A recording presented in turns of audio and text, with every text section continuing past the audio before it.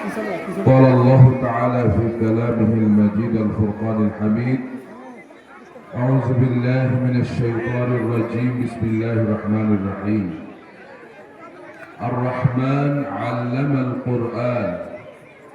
قال النبي صلى الله عليه وسلم: إن الذي ليس في جوفه شيء من القرآن كالبيت الخريب، أو كما قال عليه الصلاة والسلام। ঐতিহ্যবাহী পশ্চিম কাউনিয়া বাইতুল আমান মাদ্রাসা কর্তৃক আয়োজিত আজকের এই হাফেজ ছাত্রদের পাগড়ি প্রদান অনুষ্ঠানের সম্মানিত সুযোগ্য সভাপতি জনাব আলহাজ ফজলুর রহমান সাহেব, উপস্থিত রয়েছেন এই মাদ্রাসার কর্ণধার, যার সুদক্ষ পরিচালনায় এই মাদ্রাসা চলছে, মাদ্রাসার সম্মানিত মুহতামিম হযরত মাওলানা হাফেজ ফরহাদ হুসাইন, অন্যান্য শিক্ষক মন্ডলী,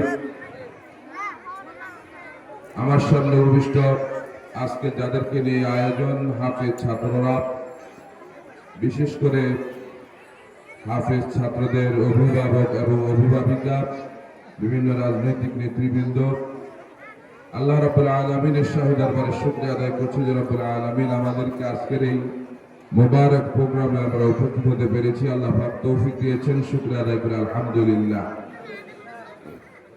আসলে আমাকে যখন দাওয়াত দেওয়া হয়েছিল, বলা হয়েছিল একটা হাফিজি মাদ্রাসা, কিন্তু এখানে এসে আমি যা দেখলাম যে একটা হেফজ মাদ্রাসায় সাধারণত এত ছাত্র একসাথে থাকে না, এটা আমি সচরাচর দেখা যায় না।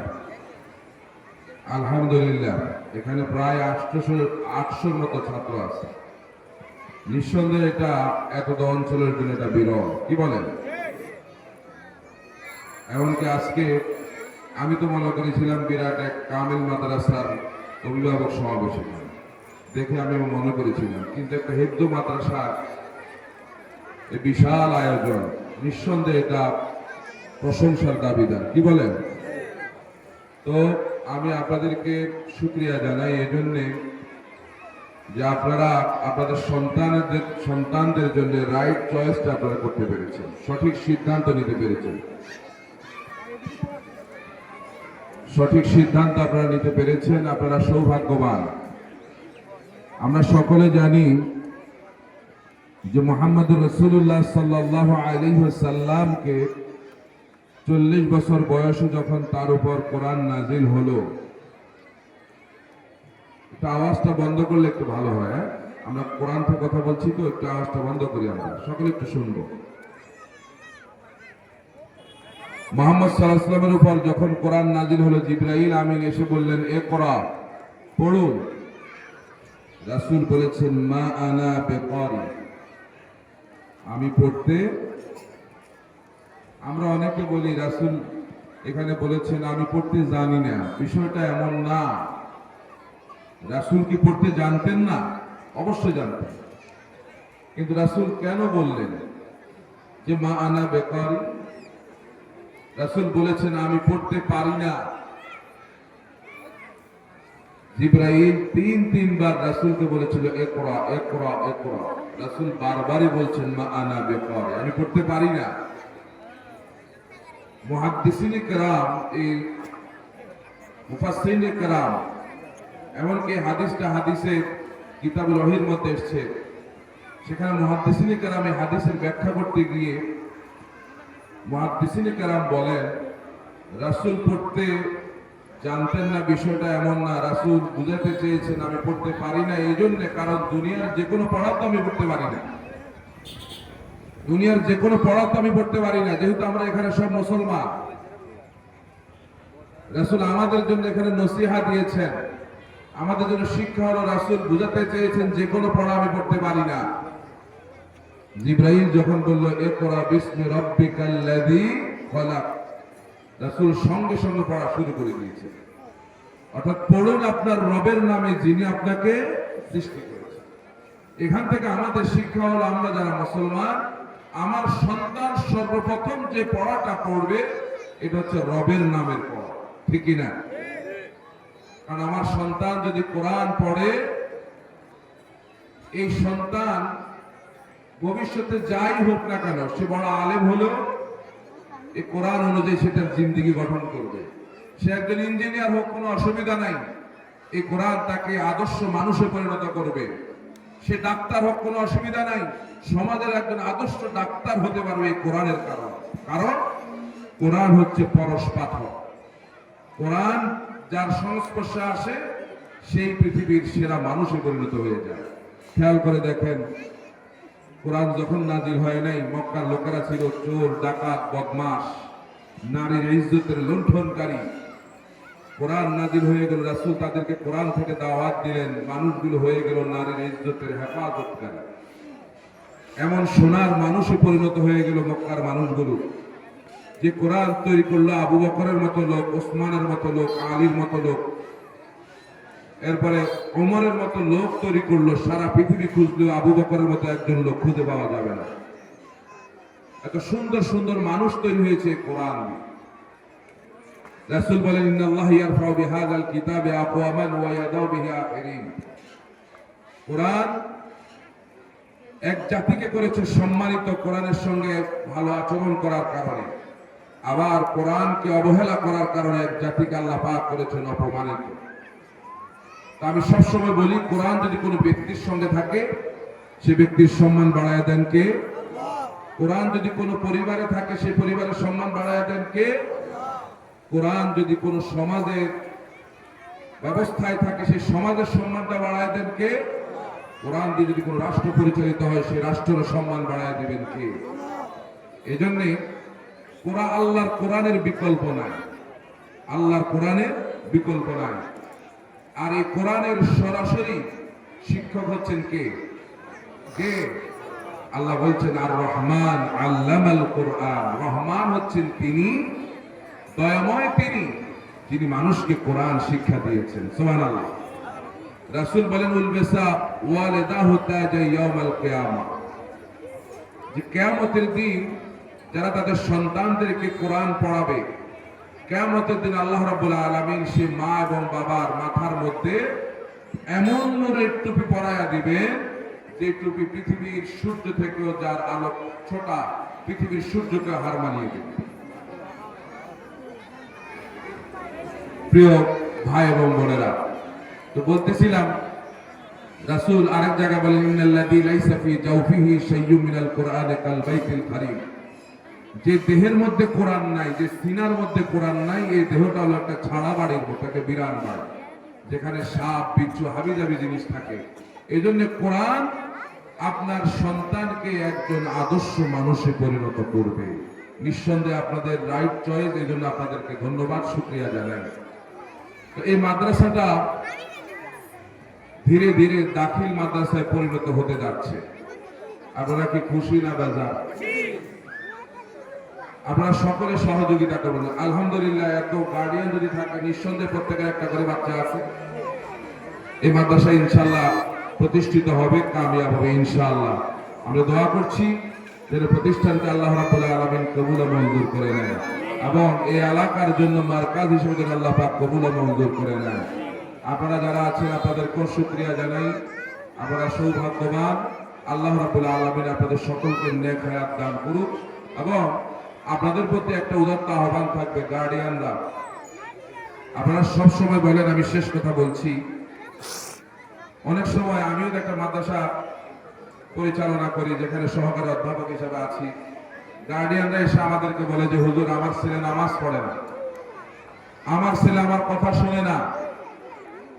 এই কথাগুলো আমাদেরকে, এখানকার ওস্তাদদেরকে আপনারা এই কথাগুলো বলেন। এই কথা বলার আগে নিজেকে নিজে একটু প্রশ্ন করেন, আমি কি নিজেকে পরিবর্তন করতে পারছি কিনা? হযরত ওমর ফারুক, এই ঘটনাটা বলে শেষ করব। ওমর ফারুক রাদিয়াল্লাহু তাআলা আনহুর কাছে এক লোক, খুব একটু শুনে, একটু খেয়াল করে শুনেন, এক লোক এসে বলল, ইয়া আমিরাল মুমিনিন, আমার এই ছেলে আমাকে সালাম দেয় না, আমার এই ছেলে আমাকে শ্রদ্ধা করে না, সম্মান করে না, আমার ছেলের উপর কি আমার হক নাই? আমাদের দেশে ওয়াজ মাহফিল হয়, পিতামাতার অধিকার, পিতামাতার হকের ওয়াজ হয়, কিন্তু সন্তানের হকের ওয়াজ কি হয়? এটা বলেই না যে সন্তানেরও কিছু হক আছে পিতামাতার উপর। এটা আমরা অনেক মা বাবা জানি। ছেলেকে ওমর বলল, এই ছেলে, তুমি যে তোমার মা বাবার সম্মান করো না, কারণ কি? তোমার উপর কি তোমার মা বাবার হক নাই? ছেলে পাল্টা জবাব দিচ্ছে, ওমর, শুধু কি আমারই আমার মারে কি আমার বাবার আমার উপর হক আছে? আমার কি আমার মা বাবার উপর হক নাই? ওমর বলছে আছে। তাহলে কি সে হক? তিনটা হক আছে, মনে রাখতে হবে। অভিভাবক যারা আসছেন, তিনটা হক সন্তানের তার মা বাবার উপর হক হলো তিনটা। এই হকগুলো তার বাবা প্রতিষ্ঠিত করবে। এই হকগুলো, এক নম্বর দায়িত্ব কিন্তু বাবা। ওমর বলল, বাবা তার সন্তানের জন্য একজন মুত্তাকি মায়ের ব্যবস্থা করবে। আইয়ান তাকিয়া উম্মা, মাটা হওয়া লাগবে মুত্তাকি, পরহেজগার। কথা বুঝে আসছে কিনা? কারণ আমাদের মায়েরা হচ্ছে ফ্যাক্টরির মতো, ফ্যাক্টরি, সন্তান উৎপাদনের ফ্যাক্টরি হচ্ছে মা। তাহলে মা ভালো হলে সন্তানও কি হবে? সন্তান যখন গর্ভে আসে তখন আমাদের অনেক মায়েরা উল্টা পাল্টা চলাফেরার কারণে মা যেমন চলে, কারণ মায়ের অধিকাংশ আসরটা সন্তানের উপর পড়ে। আব্দুল কাদের জিলানী রহমাতুল্লাহ আলাইহির ব্যাপারে একটা কাউল এরকম আছে, তিনি যখন তার মায়ের পেটে এসেছিলেন, মা দিন রাত 24 ঘন্টা আল্লাহর কোরআন তেলাওয়াত করতেন। সন্তান আব্দুল কাদের জিলানী পৃথিবীতে এসেছে 10 বার আল্লাহর কোরআনের হাফেজ হয়ে তিনি পৃথিবীতে আসছে। এই জন্য আমরা সকলে জানি, মা ভালো হলে তার সন্তানও কি হবে? ওমর বললেন, এক নম্বর হক হচ্ছে তার সন্তানের জন্য একজন ভালো মায়ের ব্যবস্থা করবে। মাটা হওয়া লাগবে মুত্তাকি। আমি আমাদের এই মা বোনদেরকে বলছি, আপনারা অনেক সময় সন্তানদের উপর বিরক্ত হয়ে সন্তানকে গজব দেন, এরকম বলেন না অনেক সময়? আল্লাহ রাস্তে বলবো, সন্তানকে আপনি কোনোদিন বদদোয়া দিবেন না। কারণ তিনজনের দোয়া, তিনজন হচ্ছে মুস্তাজাবুদ দাওয়া, তাদের দোয়া আল্লাহ পাক ফিরান না। এদের মধ্যে একজন হচ্ছেন মা বাপ। তারা দোয়া করলেও আল্লাহ ফিরায় না, বদদোয়া দিলেও আল্লাহ ফিরায় না। আরব দেশের একজন বিখ্যাত ইমাম সাহেবের নাম মনে পড়ে গেল। তিনি আফ্রিকার অঞ্চলে কালো মানুষ। তার মা, সে এই ইমাম সাহেব ছোটবেলায় এত জ্বালাইতো, মারে এত কষ্ট দিত। মা যখন জিদ উঠত, তখন মা জিদ করে বলতো, আল্লাহ তোকে মসজিদে হারামের বাইতুল্লাহর ইমাম বানায় দেখ। জিদ উঠলে কি বলতো? আল্লাহ তোকে মসজিদে হারাম বাইতুল্লাহর ইমাম বানায় দেখ। মায়ের দোয়া আল্লাহ কবুল করে ফেলেছে। অবশেষে সেই আফ্রিকার ওই কালো মানুষটা তিনি বাইতুল্লাহর ইমাম হয়েছে। এই জন্য আমার এখানে মা বোনদেরকে আমি বলবো, জিদ আপনাদের আছে, সারাদিন সংসারের জন্য কষ্ট করেন, সন্তানের উপর জিদ উঠলে কি বলবেন? আল্লাহ তোমাকে বাইতুল মুকাররমের ইমাম বানায় দেয়। বলতে পারবেন না? আল্লাহ তোমাকে বাইতুল মুকাররমের ইমাম বানায়, জিদ করে বলবেন, আল্লাহ কবুল করে ফেলবেন। সন্তানের জন্য সবসময় দোয়া করবেন। তাহাজ্জুদ পড়ে আপনার সন্তানের জন্য আল্লাহর কাছে হাত উঠাবেন, আল্লাহ আমার এই সন্তানটাকে একজন ভালো মানুষে তুমি পরিণত করে দাও, আমার সন্তানটাকে আমার চক্ষু শীতলকারী সন্তান বানায় দাও। তাহলে এক নম্বর হক হচ্ছে সন্তানের উপর মাটা হওয়া লাগবে কি? মুত্তাকি। 2 নম্বরে একটা সুন্দর নাম রাখতে হবে। ওমর বলতেছে, একটা সুন্দর নাম, একটা সুন্দর নাম রাখতে হবে। আমরা নাম রাখার সময় নিজেরা চালাকি করে নিজেরা নাম রাখি, ওলামায়ে কেরামদের কাছে যাই না। একজন আমার বলল, হুজুর আমার সন্তানের নাম কোরআনুল কারীমের মধ্যে আছে, সূরা আর রহমানের মধ্যে 33 বার আছে তুকাজ্জিবান। মেয়েটার নাম তুকাজ্জিবান রাখো, আপনি কি বলেন? আমি বললাম, তুকাজ্জিবান অর্থ জানো? কয় না, অর্থ তো জানি না। তুকাজ্জিবান অর্থ হচ্ছে মিথ্যাবাদী, তুমি তোমার মেয়ের নাম মিথ্যাবাদী রাখবা। আরেকজন বলল, হুজুর আমার একটা ছেলে হয়েছে, নাম রাখবো হাসাদ। কোরআন শরীফের মধ্যে সূরা ফালাকের মধ্যে আছে হাসাদ, ছেলের নাম রাখবো হাসাদ। আমি বললাম, হাসাদ অর্থ কি জানো? কয় না, জানি না। হাসাদ অর্থ হচ্ছে হিংসা। নামের একটা আসর পড়ে কিনা বলে। নাম রাখার সময় নিজেরা নাম রাখবেন না, অবশ্যই আলেমদেরকে দিয়ে নাম রাখা। আর 3 নম্বর হক হচ্ছে সন্তানের মা বাবার উপরে সন্তানকে আল্লাহর কোরআন শিক্ষা দিতে হবে, এটা মা বাবার উপর সন্তানের হক। এবার ছেলে বলতেছে, ওমর আপনি আমার বাবারে জিজ্ঞান যে আমার বাবা এই 3টা হকের একটা হক আদায় করছে। 1 নম্বরে আমার যে মা আনছে, মা এর মা হচ্ছে জানজি, এক অগ্নি উপাসকের কন্যা। আমার মা সারাদিন আমার বাবার সঙ্গে ঝগড়া লাগে। আপনারা তো এরকম করেন না, স্বামী স্ত্রীর ঝগড়া স্বাভাবিক হবে, কিন্তু সন্তানের সামনে কোনোদিন ঝগড়া করবে না, তাহলে এই প্রভাব সন্তানের উপর পড়ে। তো ওই ছেলে বললো আমার মা সারাদিন বাবার সঙ্গে ঝগড়া করে, এমন এক মা আনছে আমার। 2 নম্বরে আমার নাম রাখছে ওয়াকাত সাম্মাইতুনি জোলা, আমার নাম রাখছে জোলা। আরবিতে জোলা বলা হয় সামসিকাকে, সামসিকা। আমরা নাম রাখি আজে বাজে, সুমন, রাসেল, এরপর হাবি যাবে না, এমন নাম রাখি যে নামের কোনো অর্থ নেই। 2 নম্বরে আমার নাম রাখছে জোলা, সামসিকা। আর 3 নম্বরে আমাকে আল্লাহর কোরআনের একটা হরফ আমাকে শিক্ষা দেয় নাই, আমার কাছে আমার বাবা অধিকার চায়, হক চায়। এই জন্য আমি অভিভাবকদেরকে বলবো এই 3টা হক সন্তান আদায় করার চেষ্টা করবে, দেখবেন আপনার সন্তান এমনিতেই ইনশাআল্লাহ আদর্শ মানুষে পরিণত হয়ে যাবে। এরাই আগামী ভবিষ্যৎ, আগামীর দেশ পরিচালনা এরাই করবে ইনশাআল্লাহ। যার সিনার মধ্যে কোরআন থাকবে কোনোদিন সে দুর্নীতি করতে পারবে না। যার সিনার মধ্যে কোরআন থাকবে সে যদি ডাক্তার হয় কোনোদিন ভুল চিকিৎসা দিয়ে মানুষকে দুনিয়া থেকে বিদায় করে দেবে না। সে যদি ইঞ্জিনিয়ার হয় সে রডের বদলে কোনোদিন বাদ দেবে না, কারণ তার সিনার মধ্যে কি আছে। এজন্য আমি আমার অভিভাবকদেরকে বলবো অবশ্যই আপনারা এই বিষয়গুলো খেয়াল রাখবেন, সন্তানের জন্য সবসময় আল্লাহর দরবারে দোয়া করবেন।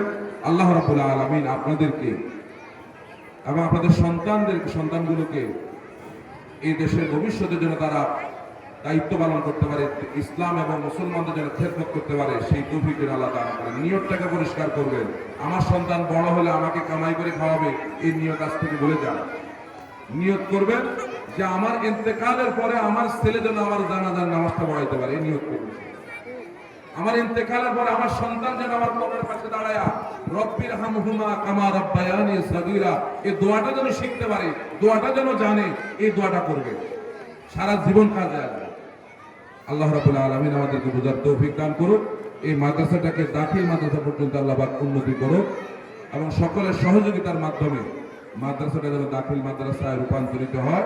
আল্লাহ রাব্বুল আলামিন এই মাদ্রাসার সমস্ত শিক্ষক মণ্ডলী, বিশেষ করে মুহতামিম সাহেব হাফেজ ফরহাদ সাহেব, তিনি অত্যন্ত পরিশ্রম করেছেন।